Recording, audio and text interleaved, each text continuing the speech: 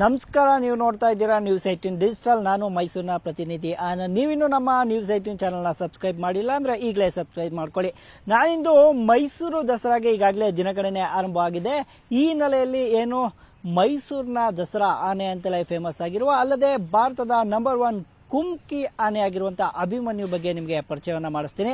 ಅಭಿಮನ್ಯು ಅಂದ ತಕ್ಷಣ ಎಲ್ಲರಿಗೂ ಕೂಡ ನೆನಪಿಗೆ ಬರೋದು ಆತನ ಒಂದು ಮೊನಚಿನ ದಾಳಿ ಹಾಗೂ ಆತ ಅಂಬಾರಿಯನ್ನ ಹೊರುವಂತಹ ಗಜಗಾಂಭೀರ್ಯದ ನಡೆ. ಒಂದು ಕಡೆ ಅದು ಹುಲಿ ಕಾರ್ಯಾಚರಣೆ ಇರಲಿ ಅಥವಾ ಆನೆ ಕಾರ್ಯಾಚರಣೆ ಇರಲಿ, ಅಲ್ಲಿ ಮೊದಲು ಹೆಸರು ಕೇಳಿ ಬರುವಂತದ್ದೇ ಅಭಿಮನ್ಯು. ಈ ಹಿಂದೆ ಅರ್ಜುನ ಹಾಗೂ ಅಭಿಮನ್ಯು ಇಬ್ರು ಸೇರಿ ಹುಲಿ ಕಾರ್ಯಾಚರಣೆ ಹಾಗೂ ಆನೆಗಳ ಕಾರ್ಯಾಚರಣೆಯಲ್ಲಿ ತೊಡಗ್ತಾ ಇದ್ರು. ಯಾವಾಗ ಅರ್ಜುನ ನಿಧಾನದ ಬಳಿಕ ಅದರ ಸಂಪೂರ್ಣ ಜವಾಬ್ದಾರಿಯನ್ನ ಅಭಿಮನ್ಯು ಹೊತ್ತಿರುವಂಥದ್ದು. ಅಲ್ಲದೆ ಅರ್ಜುನನಿದ್ದಾಗಲೂ ಸಹ ಅಭಿಮನ್ಯುವೇ ನೇರವಾಗಿ ಒಂದು ಕಾರ್ಯಾಚರಣೆ ಇರಬಹುದು, ಯಾವುದೇ ರೀತಿಯಲ್ಲೂ ಕೂಡ ತನ್ನ ಸಂಪೂರ್ಣ ಭಾಗವಹಿಕೆಯನ್ನು ತೋರಿಸ್ತಾ ಇದ್ದ. ಸದ್ಯ ಇದೀಗ ಈ ಬಾರಿಯೂ ಕೂಡ ಮೈಸೂರಿನ ದಸರಾದ ಚಿನ್ನದ ಅಂಬಾರಿಯನ್ನ ಅಭಿಮನ್ಯು ಹೊರಲಿದ್ದಾನೆ. ಸದ್ಯ ಅಭಿಮನ್ಯು 5,500 kg ತೂಕ ಇದ್ದು 5 ಅಡಿ 11 ಇಂಚು ಎತ್ತರ ಇರುವಂಥದ್ದು. ಕಳೆದ 2020ರಿಂದಲೂ ಕೂಡ ಅಭಿಮನ್ಯು ಆನೆ ಏನು ದಸರಾದ ಚಿನ್ನದ ಅಂಬಾರಿಯನ್ನ ಹೊರ್ತಾ ಬರ್ತಾ ಇರುವಂಥದ್ದು. ಇದೇ ಆಗಸ್ಟ್ 4ರಂದು ಮೈಸೂರಿನ ವೀರಣ್ಣ ಹೊಸಳ್ಳಿಯಿಂದ ಗಜಪಡೆಗೆ ಚಾಲನೆ ಸಿಗುತ್ತೆ. ಈ ಬಾರಿಯೂ ಕೂಡ ಗಜಪಡೆಯ ಕ್ಯಾಪ್ಟನ್ ಆಗಿ ವೀರಾಗ್ರಣಿ ಅಂತಾನೆ ಹೆಸರನ್ನ ಪಡೆದಿರುವಂತಹ ಹಾಗೂ ಭಾರತದ AK-47 ಅಂತಾನೆ ಕರೆಸಿಕೊಳ್ತಾ ಇರುವಂತಹ ಏಷ್ಯಾದ ಅಲ್ಲದೆ ಭಾರತದ ನಂಬರ್ 1 ಕುಮ್ಕಿ ಆನೆ ಆಗಿರುವಂತಹ ಅಭಿಮನ್ಯು ಕೂಡ ಈ ಬಾರಿ ಗಜಪಡೆಯ ನಾಯಕನಾಗಿ ದಸರಾದ ಗಜಪಡೆಯ ಸಾರಥಿಯಾಗಿ ನೇಮಕ ಆಗಿರುವಂಥದ್ದು. ಅಲ್ಲದೆ ಏನು 2020ರಿಂದಲೂ ಕೂಡ ಯಾವುದೇ ಆಯಾಸ ಇಲ್ಲದೆ ನಿರಾತಂಕವಾಗಿ ತಾಯಿ ಚಾಮುಂಡೇಶ್ವರಿಯ ಚಿನ್ನದ ಅಂಬಾರಿಯನ್ನ ಮೈಸೂರಿನ ಅರಮನೆಯಿಂದ ಬನ್ನಿ ಮಂಟಪದವರೆಗೂ ಕೂಡ ಒತ್ತು ಸಾಕ್ತಾ ಇರುವಂತಹ ಈತ ಈ ಹಿಂದೆ ಗಾಡಿ ಎಳೆಯುವ ಕೆಲಸಕ್ಕೂ ಕೂಡ ಮುಂದಾಗಿದ್ದ. ಅಂದ್ರೆ ಯಾವಾಗ ಅರ್ಜುನ ಅಂಬಾರಿಯನ್ನು ಹೊರ್ತಾ ಇದ್ನೋ ಆ ಸಮಯದಲ್ಲಿ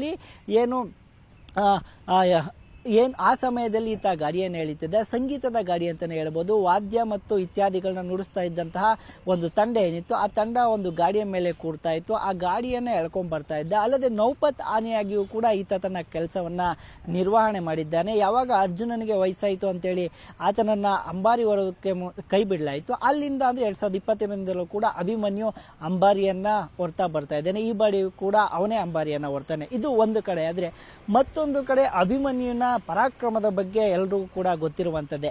ಸುಮಾರು 300 ಆನೆಗಳ ಕಾರ್ಯಾಚರಣೆಯಲ್ಲಿ ಈತ ಭಾಗಿಯಾಗಿದ್ದಾನೆ. ಯಾವ ಕಾರ್ಯಾಚರಣೆ ಅಲ್ಲಿ ಅಭಿಮನ್ಯು ಇದ್ದಾನೆ ಅಂತಂದ್ರೆ ಆ ಕಾರ್ಯಾಚರಣೆ ಎಲ್ಲಿಯೂ ಕೂಡ ಫೇಲ್ ಆಗಿರೋ ಮಾತೇ ಇಲ್ಲ.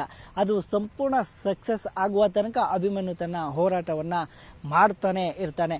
ಒಂದು ಕಡೆ 300 ಆನೆಗಳ ಕಾರ್ಯಾಚರಣೆ ಆದ್ರೆ ಮತ್ತೊಂದು ಕಡೆ ಸುಮಾರು 80 ಹುಲಿಗಳ ಕಾರ್ಯಾಚರಣೆಯಲ್ಲೂ ಕೂಡ ಈತ ಭಾಗಿಯಾಗಿರುವಂತದ್ದು. ಅದರಲ್ಲೂ ಸಹ ಯಾವುದೇ ರೀತಿಯಲ್ಲೂ ಒಂದು ಅರಣ್ಯ ಇಲಾಖೆಯ ಸಿಬ್ಬಂದಿಗಳಿಗಿರ್ಬೋದು ಹಾಗೂ ಉಳಿದ ಗಜಪಡೆ ಅಂದ್ರೆ ಸಾಕಾನೆಗಳಿಗೆ ತೊಂದರೆಯಾಗದ ರೀತಿಯಲ್ಲಿ ಈತ ಕಾರ್ಯಾಚರಣೆಯಲ್ಲಿ ಭಾಗಿಯಾಗಿರುವಂಥದ್ದು. ಇದಿಷ್ಟು ಒಂದು ಕಡೆ.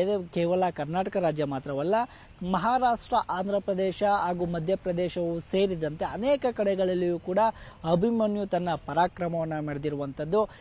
ಅಂದ್ರೆ ಏನು ವಿಶ್ವದಲ್ಲಿ ಎಷ್ಟೊಂದು ಆನೆಗಳಿದೆ, ಅದರಲ್ಲಿ ಏಷ್ಯಾದಲ್ಲಿ ಎಸ್ಪೆಷಲಿ ಭಾರತದಲ್ಲಿ ನಂಬರ್ 1 ಕುಮ್ಕಿ ಆನೆ ಅಂತ ನಾವು ಅಭಿಮನ್ಯುವನ್ನ ಕರಿತೀವಿ. ಯಾಕಂತ ಹೇಳಿದ್ರೆ ಅದು ಆತನ ಪರಾಕ್ರಮಕ್ಕೆ. ಯಾಕಂತ ಹೇಳಿದ್ರೆ ಒಂದು ವೇಳೆ ಯಾವುದೇ ರೀತಿಯ ಆತನಿಗಿಂತ ದಷ್ಟಪುಷ್ಟವಾದ ಕಾಡಾನೆ ಸಿಕ್ಕಿದ್ರು ಸಹ ಆತ ಎದುರದೆ ಆತನನ್ನ ಮುನ್ನುಗ್ಗಿ ಹೊಡೆಯಲು ಹೋಗುವಂಥದ್ದು ಹಾಗೂ ಆತನನ್ನು ಸಾಕಿ ಸಲಹೆ ಆತನಿಗೆ ಟ್ರೈನಿಂಗ್ ಮಾಡ್ತಾ ಇರುವಂತಹ ವಸಂತ್ ಅವರು ಸಹ ಈ ಅಭಿಮನ್ಯುವಿನ ಯಶಸ್ಸಿನ ಹಿಂದೆ ಇದ್ದಾರೆ ಅಂದ್ರೆ ತಪ್ಪಾಗೋದಿಲ್ಲ. ಒಟ್ಟಾರೆಯಾಗಿ ಸುಮಾರು 300 ಆನೆಗಳ ಕಾರ್ಯಾಚರಣೆ, 80 ಹುಲಿಗಳ ಕಾರ್ಯಾಚರಣೆಯಲ್ಲಿ ತೊಡಗಿರುವಂತಹ 59 ವರ್ಷದ ವೀರಾಗ್ರಣಿ ಅಭಿಮನ್ಯು ಏನಿದ್ದಾನೆ, ಈ ವರ್ಷವೂ ಸಹ ಅಭಿಮನ್ಯು ಮೈಸೂರು ಚಿನ್ನದ ಅಂಬಾರಿಯನ್ನ ದಸರಾದಲ್ಲಿ ಹೊರಲಿದ್ದಾನೆ. ಈತನ ಹಿಂದೆ ಅನೇಕ ಆನೆಗಳು ಸಹ ಇನ್ನು ಆಯ್ಕೆ ಆಗಬೇಕಾಗಿದೆ. ಈಗಾಗಲೇ ಈ ಬಾರಿಯೂ ಕೂಡ ಬಹುತೇಕ ಅಭಿಮನ್ಯು ದಸರಾ ಆನೆಯನ್ನ ಹೊರುವ ಅಂಬಾರಿ ಅಂದ್ರೆ ದಸರಾ ಅಂಬಾರಿಯನ್ನ ಹೊರುವ ಆನೆ ಅಂತಾಗಿ ಫೈನಲ್ ಆಗಿರುವಂಥದ್ದು. ಇನ್ನು ಉಳಿದ ಆನೆಗಳ ಫೈನಲ್ ಪಟ್ಟಿಗಾಗಿ ಈಗಾಗಲೇ ಅರಣ್ಯ ಇಲಾಖೆ ಸಿದ್ಧತೆಯನ್ನ ಮಾಡಿಕೊಳ್ತಾ ಇರುವಂಥದ್ದು. ಆಗಸ್ಟ್ 4ರಂದು ಮೈಸೂರಿನ ವೀರಣ್ಣ ಹೊಸಳ್ಳಿಯಿಂದ ಗಜಪಡೆಗೆ ಚಾಲನೆ ಸಿಗುತ್ತೆ. ಅದಕ್ಕೂ ಮುನ್ನ 2 ವಾರಗಳ ಮುನ್ನವೇ ಗಜಪಡೆಯ ಲಿಸ್ಟ್ ಬಿಡುಗಡೆ ಆಗುತ್ತೆ. ಈ ಬಗ್ಗೆ ಏನು ಅರಣ್ಯ ಇಲಾಖೆ DCF ಆದಂತಹ ಪ್ರಭುಗೌಡ ಅವರು ಈಗಾಗಲೇ ಮಾಹಿತಿಯನ್ನು ಕೊಟ್ಟಿರುವಂಥದ್ದು.